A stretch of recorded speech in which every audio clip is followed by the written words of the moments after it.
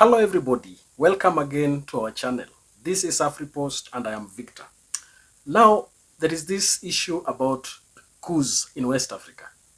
One thing that we can say is that the coup is giving us some of the good leaders around.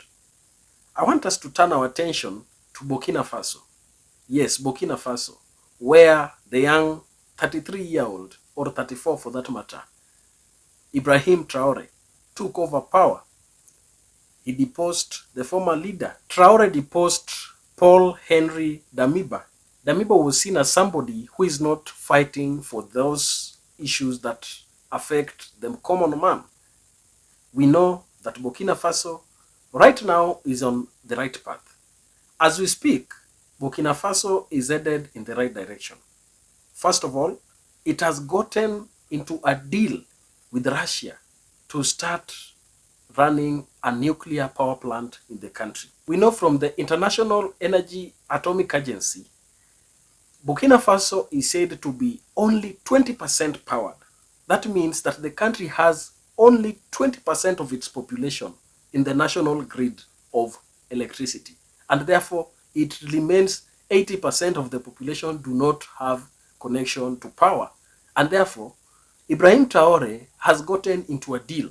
And this deal is going to see Russia and Burkina Faso sign a deal together so that they can start using nuclear energy to generate electricity in the country. This is a good move. And why couldn't we get these kind of leaders earlier?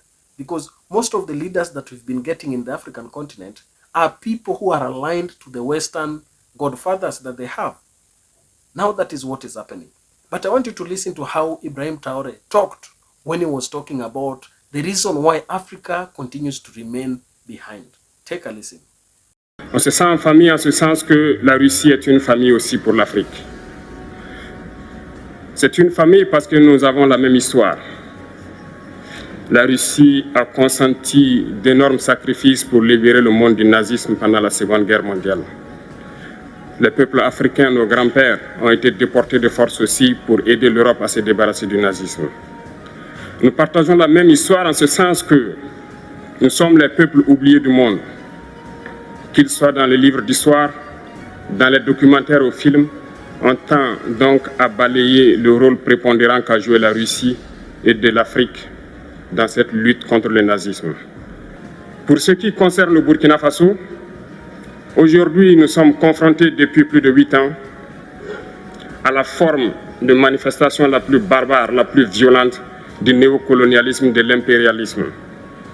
L'esclavage qu'on tend encore à nous imposer. Nos dévanciers nous ont bien appris une chose. L'esclave qui n'est pas capable d'assumer sa révolte ne mérite pas que l'on s'apitoie sur son sort. Nous ne nous apitoyons pas sur nos sorts, on ne demande pas que quelqu'un s'apitoie sur notre sort. Le peuple burkinabé a décidé de lutter contre l'île terroriste en mesure de relancer son développement. Dans cette lutte, des vaillants peuples, des vaillantes populations se sont engagées à prendre les armes face au terrorisme, ceux que nous avons affectueusement appelés les VDP, des volontaires. Nous sommes surpris de voir les impérialistes traiter ces VDP de milices et de tout type. C'est décevant, parce qu'en Europe, lorsque des peuples prennent les armes pour défendre leur patrie, on les traite de patriotes. Mais là n'est pas le problème. Ce qui est le problème, c'est de voir des chefs d'État africains qui n'apportent rien à ces peuples qui se battent, mais qui chantent la même chose que les impérialistes en nous traitant de milices, en nous traitant donc d'hommes qui ne respectent pas les droits de l'homme. De quels droits de l'homme parle-t-on? Nous nous offusquons contre cela et c'est honteux. Il faut que nous, chefs d'État africains, nous arrêtons de nous comporter donc en marionnettes qui dansent à chaque fois que les impérialistes tirent sur les ficelles. Hier, le président Vladimir Poutine a annoncé donc l'envoi de céréales en Afrique. Nous sommes bien contents. Nous lui disons merci pour cela. Mais aussi, c'est un message passé à nous, chefs d'État africains, parce qu'au prochain forum, nous ne devrons pas venir ici sans avoir assuré, pour ceux qui ne connaissent pas la guerre, l'autosuffisance alimentaire de nos peuples. Nous devons prendre l'expérience de ceux qui ont pu déjà atteindre cela en Afrique, tisser de bonnes relations ici et tisser de meilleures relations avec la Fédération de Russie pour pouvoir assouvir les besoins de nos populations. Gloire à nos peuples, dignité à nos peuples, victoire à nos peuples. La patrie ou la mort, nous vaincrons. Merci, camarades. Now, if you listen keenly, Ibrahim Traore is asking the older generation why they have let down Africa to the extent to which it is. Because the West has used its resources to enrich itself, but they are leaving Africa to remain poor. Burkina Faso and Russia are on Friday due to sign a memorandum of understanding for the construction of a nuclear power plant in Burkina Faso. The agreement will be a culmination of the talks that Burkinabe military ruler Captain Ibrahim Traore had with Russian President Vladimir Putin in July during the Russia-Africa Summit in Moscow. The MOU will be signed between Rosatom, the Russian Federal Atomic Energy Agency, and Burkinabe Ministry of Energy in the sidelines of Russia Energy Week 2023. So this is a good news for us.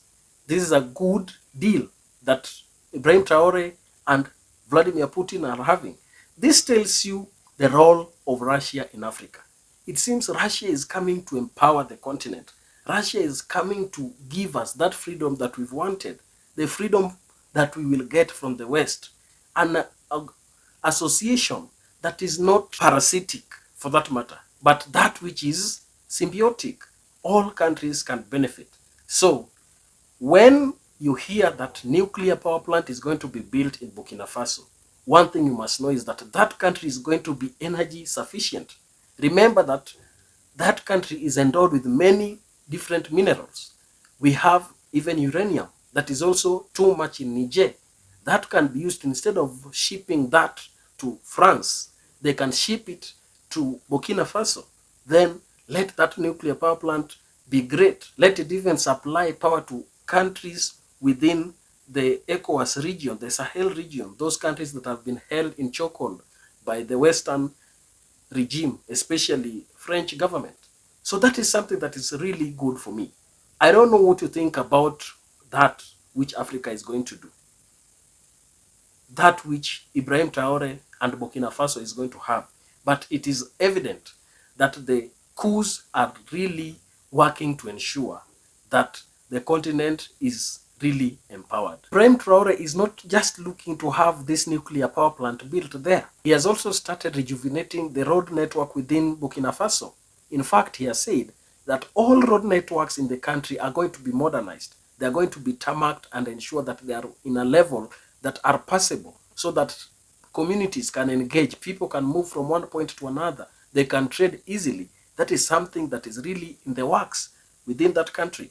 Another notable thing is the construction of the Ouagadougou International Airport.